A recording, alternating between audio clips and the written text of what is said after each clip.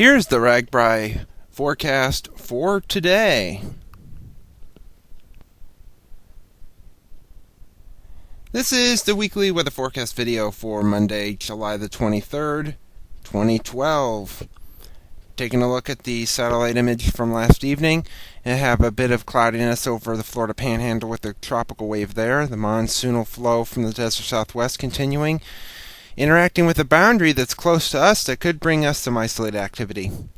The watch warning map, however, does not show anything more than heat advisories and excessive heat warnings around our neck of the woods, with some red flag warnings out in Nevada and Nebraska, and pretty much quiet elsewhere.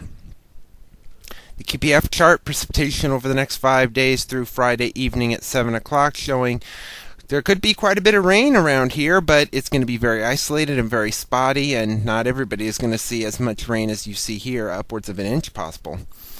So let's take a look at the 0Z GFS Model Run at 1 p.m. this afternoon. The 594 ridge of heat still around, with the storm track just to our north.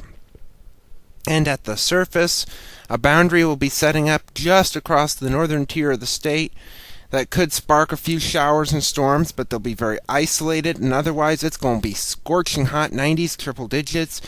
Even into Tuesday, same story, boundary in the northern and northeastern counties with some showers and thunderstorms there, albeit isolated. Otherwise, it'll be hot, steamy, highs 90s and triple digits again.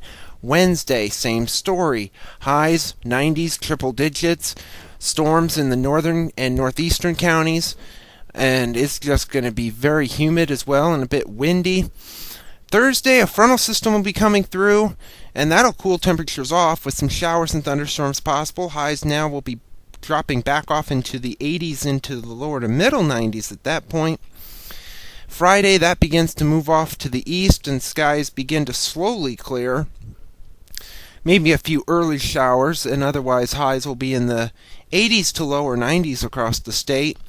Saturday, to start off the weekend, it's not going to be hot. For once, it'll be at least pleasant. Highs, seasonal highs in the 80s, with some sunshine and some rain possible off to our west. And Sunday, there could be a very isolated chance of a shower or storm, although it's going to be very isolated, 10 or maybe even 20%. Otherwise, it's going to be partly to mostly sunny. And even a week from today, no real huge heat wave. The ridge is beginning to pump up again over the west, a broad trough over the eastern half of the country, and a disturbance close to us will bring us possibly a little bit of rain activity.